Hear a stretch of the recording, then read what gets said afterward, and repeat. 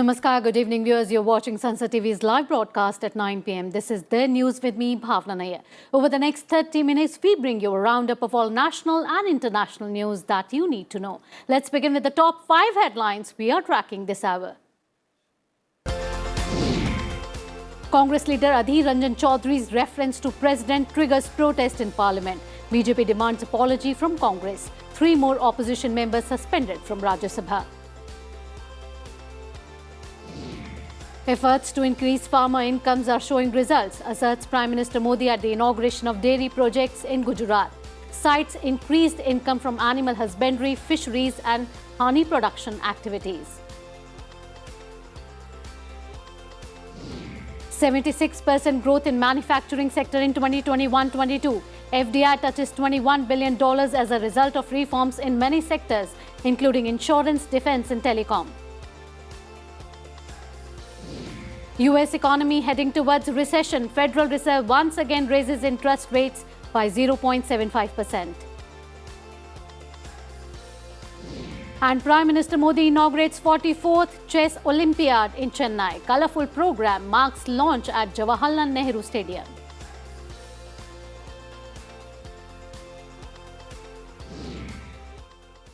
And after the main headlines, let us now look at some more important news of the day.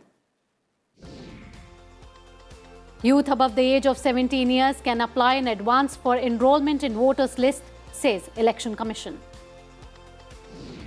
28 crore unorganized sector workers engaged in 400 occupations registered in e-Shram portal launched last August. Maldives President Ibrahim Mohammed Saleh to pay official visit to India from 1st August. India has an installed electricity generation capacity of over 403 gigawatt as on June 30th, sufficient to meet peak power demand, Lok Sabha told. On World Hepatitis Day, Health Minister Dr. Mansukh Mandavia says government making all-out efforts to make India hepatitis-free. 2 arrested for Karnataka BJP youth wing leader Praveen Nataru's murder at Belre in Karnataka's Dakshina Kannada district. Saudi Arabia unveils design of zero-carbon city, NEOM, touted as world's first zero-gravity vertical city, extending over 170 kilometers. Australia declares monkeypox disease of national significance. 44 confirmed cases in the country. Majority of the victims returned recently from overseas. For the first time ever, 2 Astrobi robots working independently on the International Space Station side by side with humans. And at a Korean War anniversary event, Kim Jong-un says North Korea is ready to mobilize its nuclear war deterrent.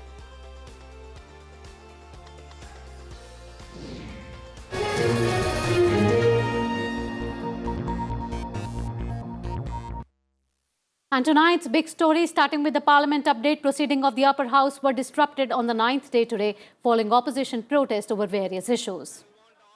The House was adjourned several times before being adjourned for the day at 4 p.m. The opposition demanded a discussion on price rise, suspension of members and Gujarat Hooch tragedy. Many members on the Treasury side protested against the remark made by Congress leader Adhir Ranjan Chowdhury against newly elected President Draupadi Murmu. Finance Minister Nirmala Sitharaman sought an apology from the Congress over Chowdhury's remark. Leader of the House Rajya Sabha Piyush Goyal accused the Congress of insulting the President of India by using derogatory words against her. The leader of the opposition in the Lok Sabha to call her Rashtrapati as though in a very, Pati kind of a level has insulted the country's President of India. राजनीति में कांग्रेस डालना चाहती है क्या देश के राष्ट्रपति जी को इस प्रकार से बांटना चाहती है कांग्रेस का कहने का मतलब क्या और लोकसभा के सदस्य हैं उनके बारे में इस सदन में वो आवाज नहीं उठा सकते आपके रूल्स कोई परमिट नहीं। Moving on, 3 more MPs, 2 from Aam Aadmi Party and 1 independent, were suspended on Thursday from the Rajya Sabha on disrupting the proceedings of the House. Those suspended from the House are AAP MP Sushil Kumar Gupta and Sandeep Kumar Pathak, as well as independent MP Ajit Kumar Bhawna. They have been suspended for the remainder of the current week under Rule 256. With this move, the total number of MPs suspended from the Rajya Sabha since Tuesday reached to 23. That this House have been taken a serious note of the misconduct of Sri Sushil Kumar Gupta, Sri Sandeep Kumar Pathak and Sri Ajit Kumar Bhawna, who have entered the well of the House, shouted slogans and displayed placards this morning, thereby disrupting the proceedings of the House in utter disregard to the House and the authority of the Chair. And having been named by the Chairman, resolves that the above mentioned members be suspended from the services of the Council of the remainder of the current week under Rule 256. Those in favor will please say aye. Those against will please say no. I think the ayes have it, the ayes have it, the ayes have it. Lok Sabha was also adjourned for the day due to uproar over Congress leader Adhir Ranjan Chowdhury's remarks on President Draupadi Murmu. As soon as the House met at 11 a.m., BJP members insisted that the Congress president should tender an apology to the nation. Union Minister Smriti Irani said the Congress leader has disrespected the president. BJP MPs strongly supported Smriti Irani, inviting counter-protest from Congress members. Amid the din, Lok Sabha Speaker Om Birla adjourned the proceedings of the House till 12 noon. Congress party आदिवासी महिला का ये सम्मान पचा नहीं पा रही। Congress party गरीब परिवार की बेटी देश की राष्ट्रपति बने, इसको पचा नहीं पा रही। When the House reassembled, Parliamentary Affairs Minister Prahlad Joshi said Sonia Gandhi should apologize. BJP member Rajendra Agarwal, who was in the chair, adjourned the proceedings till 4 p.m. When the House reassembled at 4 p.m., the ruling and opposition members reiterated their stance, after which the chair adjourned the House for the day. माननीय सदस्यगण, बैठ जाइए, अपना अपना स्थान ग्रहण कीजिए। माननीय सदस्यगण, अपना स्थान ग्रहण कीजिए। सभा की कार्यवाही शुक्रवार दिनांक 29 जुलाई 2022 को प्रातः 11 बजे तक के लिए स्थगित की जाती है। Meanwhile, Congress MP Adhir Ranjan Chowdhury said he would meet the president and apologize. और मैं खुद समय मांगा महामहिम राष्ट्रपति जी से। परसों मुझे समय शायद मिल सकते हैं। अगर परसों समय मिलेगा, मैं खुद महामहिम राष्ट्रपति जी के घर जाके बात करके उनको अगर कोई चोट पहुंची, मैं खुद राष्ट्रपति से माफी मांगूंगा। Moving on, Prime Minister Narendra Modi inaugurated and laid foundation stones for several projects at Sabar dairy in Gujarat, Sabar. Addressing a public meeting after launching projects worth more than 1,000 crore rupees, he said that sustained efforts to increase the annual income of farmers in the last 8 years are showing results now. Prime Minister Modi said that promotion of allied activities like cattle rearing, fisheries and honey production has enhanced the income of farmers. He added that blending of ethanol with petrol has also benefited farmers. किसान की आय बढ़ाने के लिए जो प्रयास बीते 8 वर्षों में केंद्र सरकार ने किए हैं,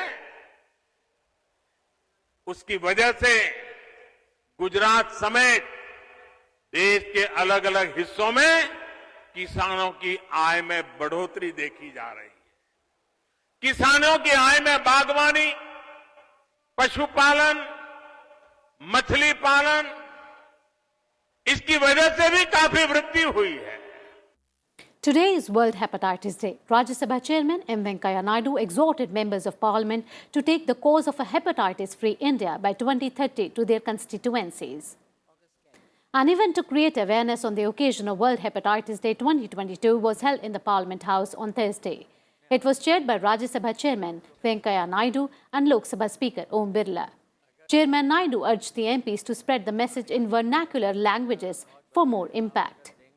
Lok Sabha Speaker Birla called for collective action against hepatitis. He asked MPs to ensure constant identification and monitoring of hepatitis patients in their constituencies. Birla also inaugurated a health checkup camp in the Parliament House premises in presence of Union Health Minister Mansukh Mandavia.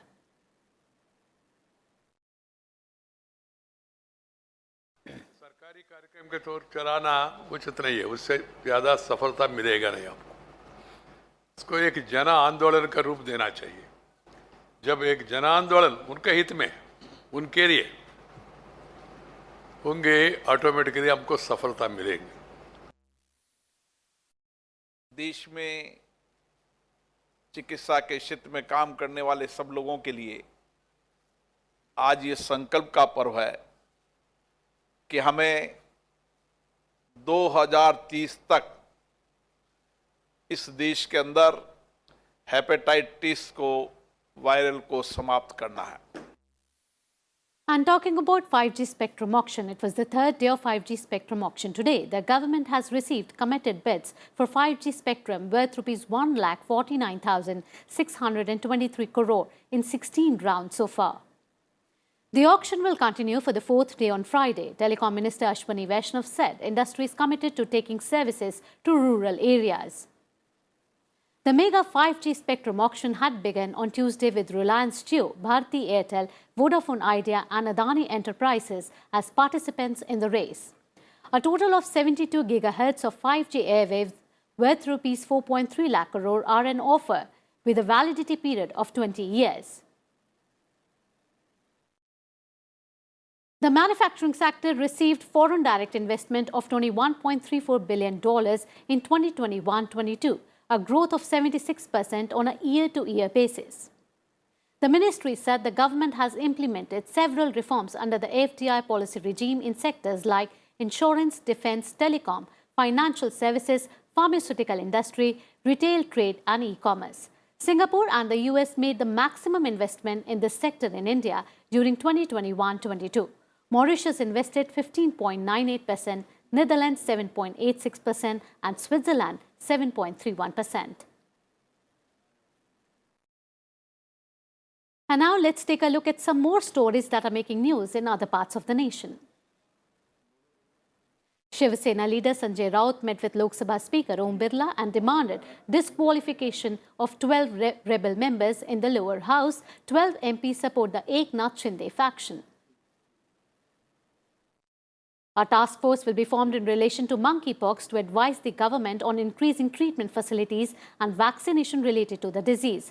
This decision was taken in a high-level meeting on 26 July.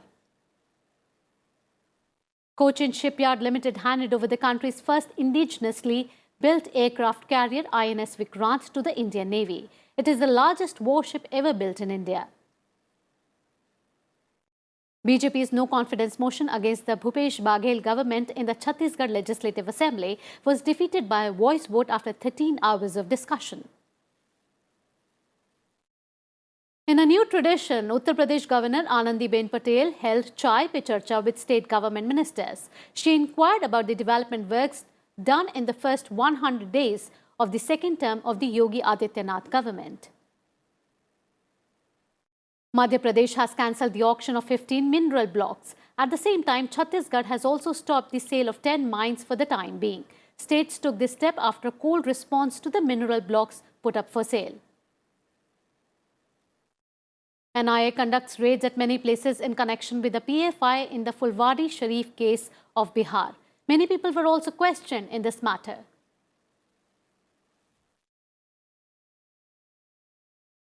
And now news from the world of business and economy.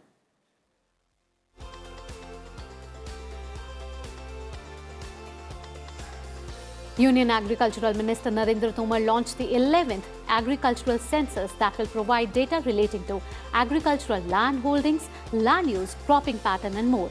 Use of digital devices will facilitate faster data collection across different parameters. The minister also launched the Data Collection Portal app. In a push to Atmanirbhar Bharat initiative, Union Minister Bhagwant Khouba urged stakeholders to make India the hub of renewable energy rather than just participants in the trade. He said the government had increased funding for domestic solar cells to Rs 24,000 crore to boost manufacturing and in turn exports. And now talking about Sensex, BSE Sensex gained 1,041 points as IT and financial stocks spread-headed the market boom.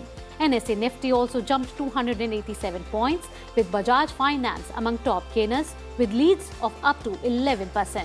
Tata Steel, Kotak Mahindra and SBI Life also made strong advances. SpiceJet, Bharti Airtel and Ultratech were among losers. Following directives by DGCA to curtail its flight operations by half for 8 weeks, stock of SpiceJet tanked nearly 10% to hit its 52-week low of Rs 34.6 on the BSE. SpiceJet, however, assured investors it will scale up its operations and address concerns put forth by DGCA.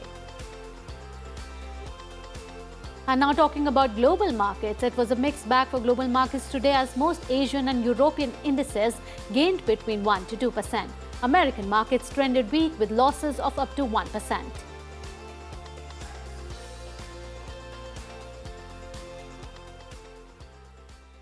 Slipping into a short break here, but on the other side, protesters breached parliament in Baghdad chanting anti-Iran slogans in a demonstration against Prime Ministerial nominee. All this and much more after this short break. You stay tuned to Sansad TV.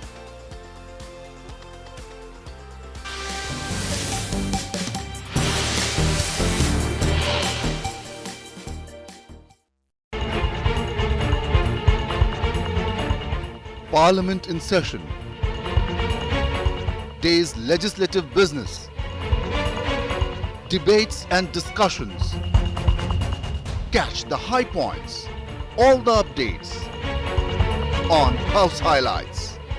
Monday to Friday at 10 p.m. only on Sansad TV.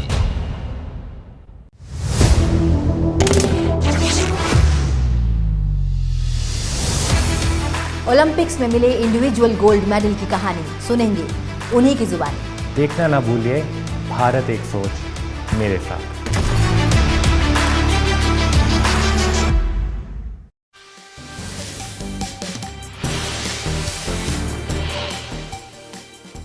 Welcome back after the break. You're watching the news and time now for all the big developments from the Russia-Ukraine war front.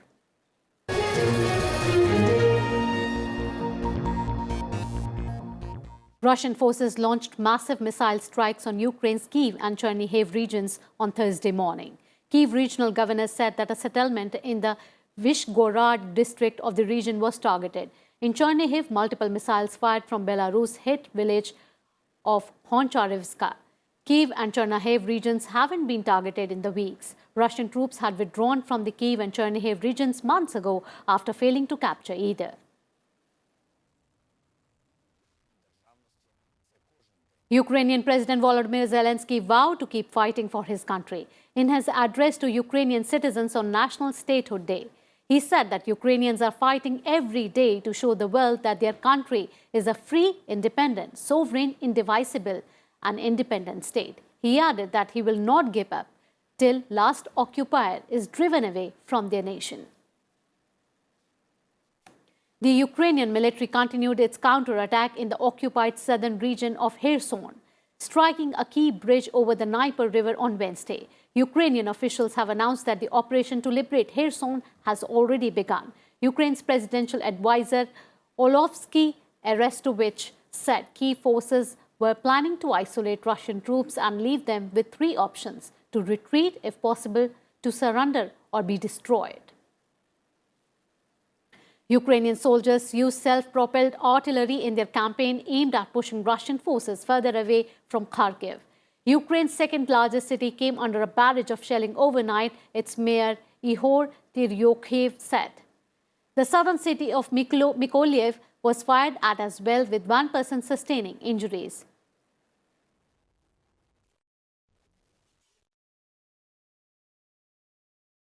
Time now for some other global updates.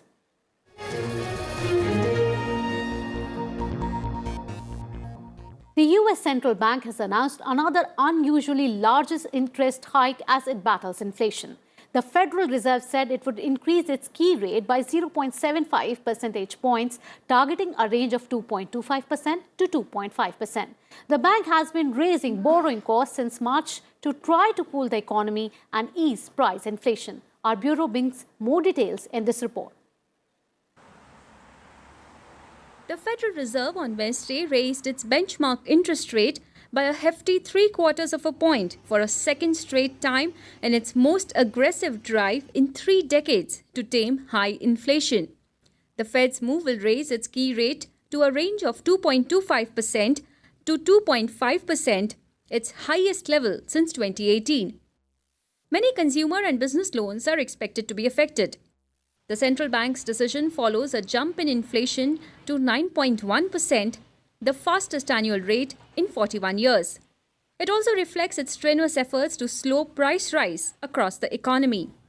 By raising borrowing rates, the Fed makes it costlier to take out a mortgage or an auto or business loan. Consumers and businesses then presumably borrow and spend less, cooling the economy and slowing inflation. The Fed is tightening credit even while the economy has begun to slow, thereby heightening the risk that its rate hikes will cause a recession later this year or next. The surge in inflation and fear of a recession have eroded consumer confidence and stirred public anxiety about the economy that is sending frustratingly mixed signals. With the November midterm elections nearing, Americans' discontent has diminished President Joe Biden's public approval ratings and increased the likelihood that the Democrats will lose control of the House and Senate. Bureau Report, Sansad TV. Moving on, hundreds of Iraqi protesters breached Baghdad's parliament on Wednesday, chanting curses against Iran in a protest against the selection of a nominee for prime minister by Iran-backed parties. Hundreds of Iraqi protesters breached Baghdad's parliament on Wednesday, chanting anti-Iran slogans in a demonstration against a nominee for prime minister by Iran-backed parties. The majority of the protesters were followers of influential Shiite cleric Muqtada al-Sadr. The demonstrators were seen walking on tables of the parliament floor, leafing through folders, sitting in the chairs of lawmakers and waving Iraqi flags. The incident raised the stakes in the political struggle for Iraq nearly 10 months after federal elections. No lawmakers were present. The demonstrators were protesting the recent selection of Mohammad al-Sudani as the official nominee of the Coordination Framework Bloc, a coalition led by Iran-backed Shiite parties and their allies. It was the largest protest since federal elections were held in October, and the second time al-Sadr has used his ability to mobilize masses to send a message to his political rivals this month. Hours after his followers occupied parliament, al-Sadr issued a statement on Twitter telling them their message had been received and to return safely to their homes, signaling there would be no further escalation to the city. Shortly after, protesters began making their way out of the parliament building with security forces supervising. The incident and al-Sadr's subsequent show of control over his followers carried an implicit warning to the Framework Alliance of a potential escalation to come if the government forms with al-Sudani at the helm. In a similar fashion, his followers stormed the Green Zone in 2016 and entered the country's parliament building to demand political reform. Bureau Report, Sansad TV. And now let's move on to our global news segment, Global Wrap. North Korea celebrated the 69th anniversary of the armistice that paused the 1950 to 1953 Korean War with a masked dance party. North Korea has always blamed US military presence in South for tensions on the peninsula. Leader Kim Jong-un also made a speech saying that his country is ready to mobilize its nuclear war deterrent and for any military clash with the United States. Indonesian President Joko Widodo met with South Korean President Yoon Suk-yeol in Seoul. Both agreed to boost their bilateral cooperation on supply chains, economic security and defense. They agreed to work together to resolve the Ukrainian situation, global energy and food crisis and support an international effort to restore democracy in Myanmar. Congo saw violent protests outside the UN mission on third day in a row. At least 15 people were killed and dozens injured in the 2 days of demonstrations. The UN confirmed 1 peacekeeper from Morocco and 2 from India serving with the UN peacekeeping force were slain after protesters snatched weapons from Congolese police and fired on UN personnel. 86 new locally transmitted confirmed COVID-19 cases and 33 imported ones were reported in China. 119 COVID-19 patients were discharged from the hospital after recovery, including 72 local cases and 47 imported ones. The Chinese mainland has cumulatively reported 20,533 imported confirmed cases with no deaths in the last 24 hours. The Commission also said 7,167 asymptomatic cases, including 546 imported ones, are under medical observation. Flash flooding struck the UAE after the country was hit by heavy rains. The worst affected was Fujairah due to the mountainous terrain and valleys. Sharjah was also affected due to the heavy rains. Civil defense personnel carried out rescue missions for people trapped in their homes in floods.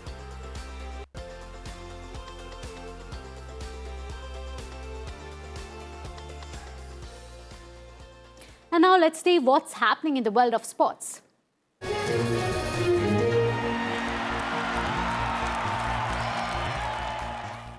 The 44th Chess Olympiad opened with a dazzling ceremony at Chennai's Nehru Indoor Stadium. Prime Minister Narendra Modi inaugurated the sporting event, which is being hosted by India for the first time. The Chess Olympiad will be held in Tamil Nadu's historic seaport town of Mamallapuram. In the inaugural ceremony, the colorful lighting showcasing a grand chessboard and flags of participating countries in the foreground. Teams from participating countries including Japan, China, Australia, Germany, Italy, South Africa, Austria, Albania, Algeria, Angola, Argentina and Barbados were welcomed at the ceremony.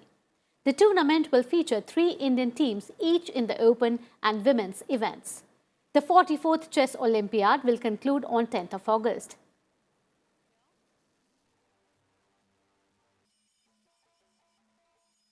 And in cricket now, India beat West Indies by 119 runs via DL method in a rain-hit third ODI to complete a 3-0 whitewash. India posted 225 for 3 in 36 overs. Chasing a revised target of 257 in 35 overs, the Windies folded for 137. Rain gods played spoil sport, preventing Shubham Gill from completing his maiden international 100. Gill was unbeaten on 98 when rain prevented the already reduced 40 allotted overs for the Indian innings to be completed. Sri Lanka completed a massive 246-run win in the second test match over Pakistan to draw the 2-match series 1-1. Chasing 508 to win, Pakistan were bowled out for 261. 4-time Formula One world champion Sebastian Vettel will retire at the end of the 2022 season, he announced on Thursday. The 35-year-old German won 4 successive titles from 2010 to 2013. Germany have reached the final of Women's Euro 2022 to be played at Wembley. A brace of goals from Alexandra Popp saw the 8-time champions Germany beat France 2-1 in Milton Keynes.